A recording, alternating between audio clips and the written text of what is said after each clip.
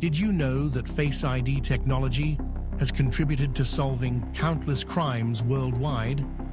Imagine technology identifying suspects faster than traditional methods. Do you think this is the future of policing?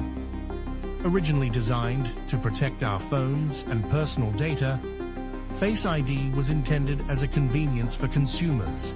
But today, it's becoming a powerful tool for law enforcement, changing the way crimes are solved. Law enforcement agencies face constant challenges when identifying suspects. Traditional methods like eyewitness accounts or fingerprinting can be slow and even inaccurate, delaying justice. With hundreds of cases to manage, the process is often inefficient. But technology, specifically facial recognition, has the potential to speed up and improve accuracy in these investigations. Face ID technology has come a long way since it first appeared on smartphones. Initially built to unlock phones, it has evolved into an advanced security tool. Today, some police departments use modified versions of this technology in public spaces and databases, aiming to quickly identify persons of interest.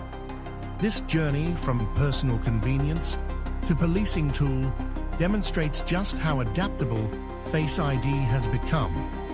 By analyzing unique facial features, law enforcement can identify potential suspects more efficiently than ever before. One recent case highlights the power of Face ID in crime solving.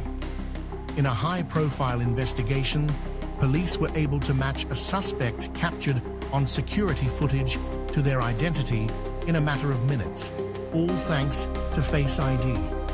This breakthrough was only possible because of the speed and accuracy of facial recognition, bringing investigators closer to solving the case and bringing justice to the victim.